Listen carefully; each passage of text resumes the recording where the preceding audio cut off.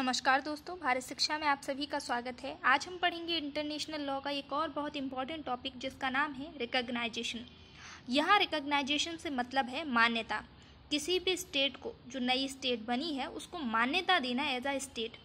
और उसको स्टेट की रिकॉग्नाइजेशन कौन देगा? कोई भी पुरानी स्टेट जो होगी, ठीक है, या फिर जो पहले से इंटरनेशनल कम्युनिटी के मेंबर्स हैं, स्टेट ही होंगे ऑब्वियसली, तो वो रिकॉग्नाइजेशन देंगी किसी भी नई स्टेट को। कब रिकॉग्नाइजेशन देंगी? अगर कोई नई स्टेट फुलफिल करती है स्टेटहुड की सारी कंडीशन को जो इंटरनेशनल लॉ में दे रखी हैं, तब वो उसको एज अ स्टेट रिकॉग्नाइज करेंगी। तो क्या कंडीशन हो सकती हैं किसी भी नई स्टेट के रिकॉग्नाइजेशन देने के लिए? तो यहाँ 4 कंडीशन बताई हैं इंटरनेशनल लॉ में किसी भी स्टेट को रिकॉग्नाइज करने के लिए। ये जो कंडीशन है वो कैल्सन के द्वारा बताई गई हैं कि अगर आप एक इंटरनेशनल पर्सन बनना चाहते हैं तो आपको 4 कंडीशन जो है फॉलो करनी पड़ेंगी। पहली कंडीशन तो ये है कि आप जो है इंटरनेशनल कम्युनिटी में एज अ पॉलिटिकली ऑर्गेनाइज होने चाहिए।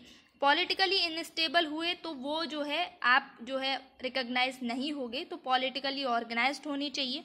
दूसरी है कि एक डेफिनाइट टेरिटरी पे आपका कंट्रोल होना चाहिए। ऐसा नहीं है कि आप बोल रहे हो कि हम स्टेट हैं लेकिन आपके पास कोई टेरिटरी ही नहीं है ये कहने के लिए कि आप स्टेट हो। तो एक डेफिनाइट टेरिटरी होनी चाहिए, उस पर आपका कंट्रोल होना चाहिए। और तीसरी बात यह है कि आप परमानेंट होने चाहिए। ऐसा नहीं है कि आप टेम्परेरी बेसिस पर आपने एक गवर्नमेंट बना ली और किसी एक स्टेट पर अपना राज कर लिया और आपने कह दिया कि हमें स्टेट की मान्यता दीजिए। नहीं, आप परमानेंट होने चाहिए। और चौथी बात है कि आप इंडिपेंडेंट होने चाहिए। किसी दूसरी कंट्री का आप पे कंट्रोल नहीं होना चाहिए। किसी दूसरे कोई भी एंटिटी है उसका कंट्रोल आप पे नहीं होना चाहिए। आप इंडिपेंडेंट होने चाहिए। अगर आप ये 4 कंडीशंस को पूरा करते हो तब आपको रिकॉग्नाइजेशन मिल जाएगी एज अ स्टेट। तो यहाँ पर जो है रिकॉग्नाइजेशन की थ्योरीज बताई गई हैं। यहाँ 2 थ्योरीज बताई गई हैं रिकॉग्नाइजेशन के लिए। एक है कंस्टिट्यूटिव थ्योरी के अकॉर्डिंग आप जो है इंटरनेशनल पर्सन तभी मिल सकते हो जब आपको रिकॉग्नाइजेशन मिली हो, ठीक है। बिना रिकॉग्नाइजेशन के आप इंटरनेशनल कम्युनिटी के मेंबर नहीं बन सकते हो। तो रिकॉग्नाइजेशन होना बहुत ज़रूरी है, इस थ्योरी का ये कहना है। इस थ्योरी में ये बताया आप इंटरनेशनल जो चीज़ें हैं उनमें पार्टिसिपेट तभी कर सकते हो जब आप स्टेटहुड की सारी कंडीशन पूरी कर रहे हो, आपको दूसरी स्टेट ने रिकॉग्नाइजेशन दे दी है, तभी आप उन चीज़ों में पार्टिसिपेट कर सकते हो और एज अ स्टेट आप एस्टेब्लिश हो सकते हो। यहाँ पर जो इसके मेन प्रपाउंड करते हैं इस थ्योरी को, एक्सपोनेंट हैं चीफ, वो हैं हेजल, हॉलैंड और एंजेलोटी। ये जो हैं इसके थ्योरी को मेन देने वाले हैं, जो सपोर्ट करते हैं इस थ्योरी को, ठीक है। अब यहाँ पर इस थ्योरी में इसके क्रिटिसिज्म ये हैं कि प्रैक्टिस में देखा जाए तो ये थ्योरी प्रैक्टिस में नहीं है। यहाँ पर जितना डिफ़िकल्ट ये रिकॉग्नाइजेशन को बता रहे हैं कि रिकॉग्नाइजेशन ही होना ज़रूरी है अगर आप किसी चीज़ में इंटरनेशनल उसमें पार्टिसिपेट करना चाहते हो, तो यहाँ पर ऐसा नहीं है प्रैक्टिस में। तो इस थ्योरी को बहुत सारे लोगों ने क्रिटिसाइज भी किया है, बहुत सारे जूरिस्ट ने। दूसरी थ्योरी है डिक्लेरेटरी थ्योरी। मतलब डिक्लेरेशन तो मेयर एक फॉर्मेलिटी है, आपको रिकॉग्नाइज तो वैसे भी कर लिया गया है अगर आप में जो मेयर फैक्ट है उसको डिक्लेयर कर दिया गया है। आप एक स्टेट हो, आपको फॉर्मल एक्नॉलेजमेंट दे दिया गया है एज अ डिक्लेयर करके कि हम डिक्लेयर करते हैं एज अ स्टेट किसी उसको। और इसके चीफ एक्सपोनेंट हैं हॉल, वैगनर, ब्रेले, पिट और फिशर। ये जो है चीफ एक्सपोनेंट हैं जो इस थ्योरी को जो है सपोर्ट करते हैं। इसमें बोला गया है कि जो स्टेट है वो बिना रिकॉग्नाइजेशन के भी एग्जिट रहेगी। आप उसको रिकॉग्नाइज नहीं करोगे तब भी वो स्टेट रहेगी। यहाँ पर रिकॉग्नाइजेशन तो सिर्फ ये मेयर फॉर्मेलिटी है। कोई स्टेट की टेरिटरी है, कोई स्टेट है, अगर आप उसको रिकॉग्नाइज नहीं करते हो, आप कह देते हो कि मैं इसे स्टेट नहीं मानता, तो आपके कहने से नहीं होता, जो है वो रहेगा। तो इस थ्योरी में इतना बोला गया है। इस थ्योरी के क्रिटिसिज्म ये हैं कि इसमें ये बोला गया कि ये पूरी तरीके से नहीं है कि डिक्लेरेशन एक फॉर्मेलिटी है, ठीक है। डिक्लेरेशन के साथ बहुत सारे लीगल इफेक्ट भी जुड़े हुए हैं। जब आप किसी को रिकॉग्नाइजेशन डिक्लेयर कर देते हो तो उसके साथ साथ बहुत सारी चीज़ें लीगली भी इम्प्लीमेंट हो जाती हैं आप पर। तो ये इसका एक क्रिटिसिज्म है।